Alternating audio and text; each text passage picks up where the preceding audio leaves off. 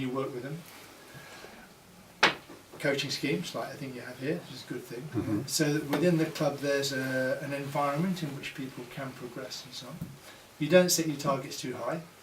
You set the targets at a level that are achievable, because most people have constraints of money, time, and all these things which are important. You also take care on who you listen to, because the biggest source of misinformation in gliding is at the bar. And there is so much bullshit, you could bucket it and Tesco's couldn't sell it fast enough. And yet, quite quickly, you have to become good at sifting out the nonsense. And especially the nonsense that people come up with who haven't done it. It's one of the greatest things in gliding. You hear like, oh, I think that bloody LS6A, oh, it's a terrible glide, it's an awful glide, it does it. And you think, that's really, when did you do last fly with them? Well, I've never flown one. It's sort of, you get the idea. And you have to be very careful that you pick out the people to help you, that pick out the way you want to go, and you pick out what you want to do. We're actually really bad, in UK gliding in particular, at developing ambition. Developing the motivation with the ambition to take people on. But maybe we'll come back to that at the end. But the practical steps you need to take are to go flying. It doesn't really matter what you fly. It doesn't really matter a jot what you fly. When I was CFI Booker, I spent a lot of time talking to people who were private owners in the club, who would come up and say, Brian, I'm thinking of buying a ASW 27. Yeah, and he's got an LS4 sitting in the trailer. And he said, that's a nice glider. It's just really nice glider. It's a lovely glider. Yeah. How many hours did you fly last year? Oh, I did 14 hours. What the hell do you want to buy an ASW trailer? It's a really nice glider. You said, I know, but what do you want to? Why don't you put the money and time into going gliding?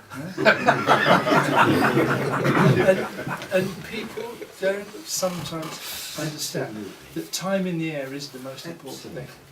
Getting flying, going gliding, flying, having a nice time, flying with your mates who are also having a nice time, and just shutting out the noise.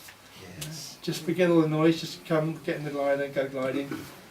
Look at the beautiful clouds, work out which way the wind's blowing, and have a nice time. And then try to enlist the help of your friends. And then you need to start identifying which bits you find are really difficult and which bits you don't find quite so difficult. And then start to solve the problem, as you would in anything else in your life. And if anything else in your life you came across a barrier, you'd work your way around it, wouldn't you? And one of the things that I was talking to Paul about was this confidence thing. In some gliding environments, rather than clubs, there's a stigma attached to landing out, for example. It's like if you've landed out, you've failed.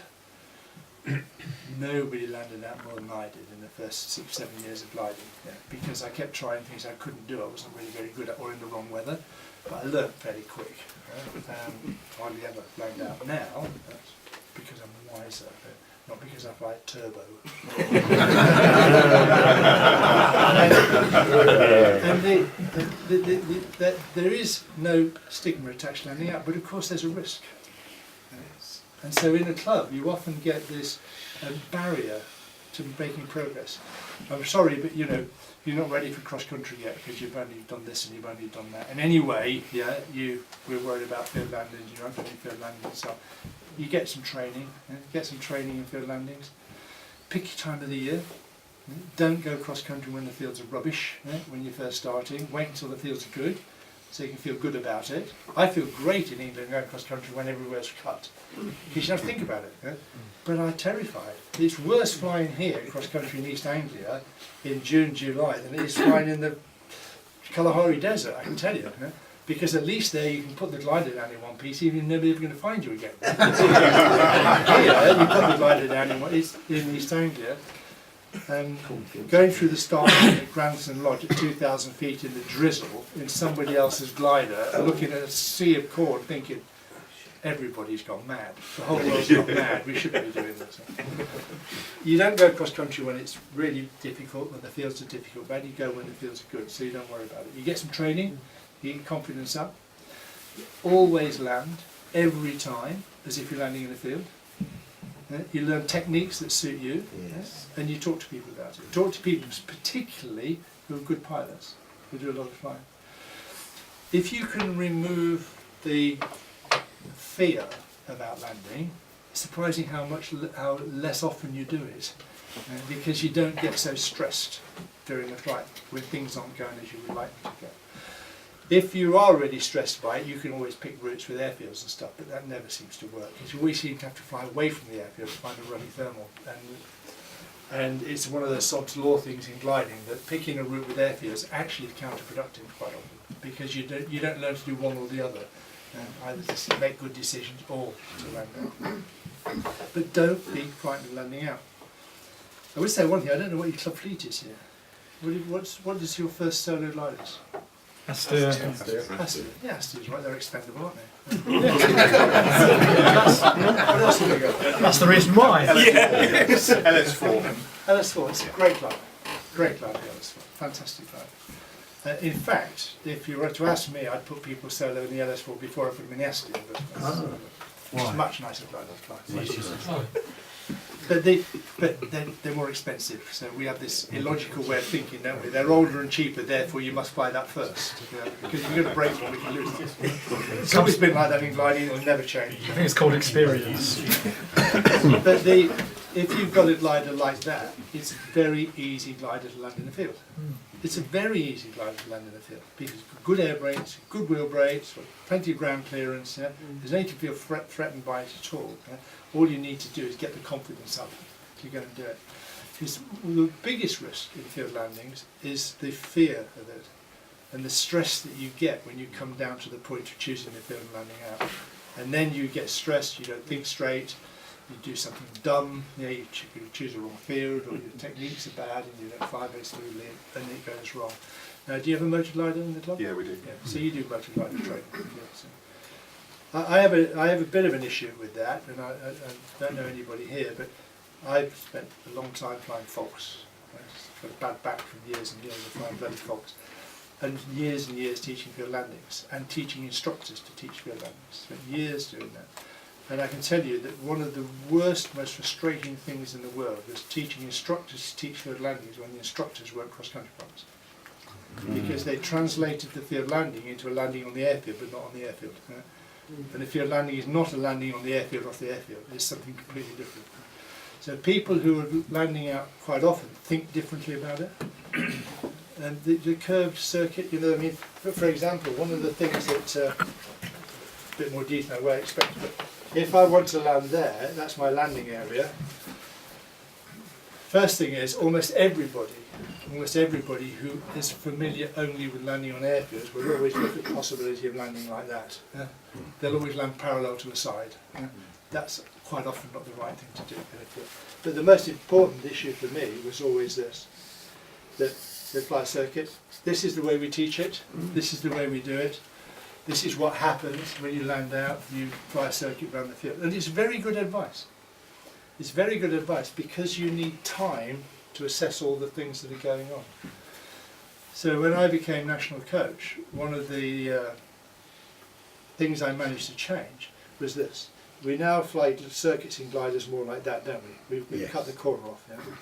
But I cannot tell you how long it took to get the competitions committee to change that. Because they were all power pilots. They were all power pilots.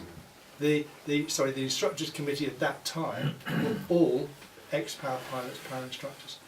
And it was heresy, absolute heresy for them to think of doing that. And you say, well, if I'm landing in the field in my glider, I don't even do that quite often. Mostly I do that. I do a curve and I try to be wings level by a time of about 58 feet up, because I can see what I'm doing. And I know that if I'm flying an LS4, for example, as Martin Wells says, if I fly an LS4 and I get wings level here, going into a field, I can't see where I'm going, unless I fly very fast. So the tendency is to fly fast to see where you're going. That's a bad thing. If you just slightly curve the approach. So these things have become, they're just technique. Martin Wells hit a telegraph pole. I don't know if anybody ever remembers the accident.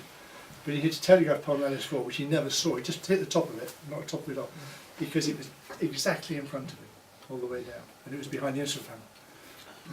And because he's flying slowly in his LS4, approach, and he went straight into it. Most modern gliders have that problem. You can't actually see where you're going. you can't see the wires clearly. And it's things like that. Just get your mind round the issues, and you take away a lot of the risk. If the field is a funny shape, and you're only ever familiar with starting parallel to it, it's much more difficult to reorientate yourself mentally. Mentally, you've got to reorientate yourself with which way you're going to land and where you're going to land. You can only do that if you are thinking about a landing space rather than the landing direction in the field or landing on an edge of the field and so on. And you can, field landing is not a big issue, but it is an issue, and it should not be taken lightly, because if there is a risk attached to it, there's a problem with farmers. I know a lot of people who won't fly cross country just because they met an angry farmer once, and they don't want to go through the same experience again. That's quite understandable. I've met a couple of angry farmers, and it's not a pleasant experience. But it shouldn't be a barrier. But it is one of the first barriers that you come across. And you've got to overcome that. When you've overcome that, and actually you don't have a fear about landing, and outlanding is something you just say, it happens sometimes, I'm ready for it, I don't think about it, then you can move on. And you move on then to building up from short closed circuit flights into bigger closed circuit flights and so on. The way in which you progress depends upon your environment then, but the one thing that is, for me, the most overriding issue is always flying with people who are better than you. Always trying to find people who you can learn from, and people you can fly with who understand what they're doing. So when you're flying with them, you're learning something, you're talking about it, you're seeing what's happening, and if you can do that, you will make progress. If you've been gliding for 20 years, I should think there's quite a few you fit into this category. You've been gliding for 20 years and you've stopped improving and you've stopped progressing, and you're not having any new adventures, you're probably worse now as a cross-country pilot than you were 20 years ago. You probably don't have the same outlook, the same skills, the same motivation. And so although you might be experienced, you're not the right person to lead other people on, because you're not motivated, and you're not learning new stuff. And it's something that you come across all the time. It's really good pilots, really experienced pilots,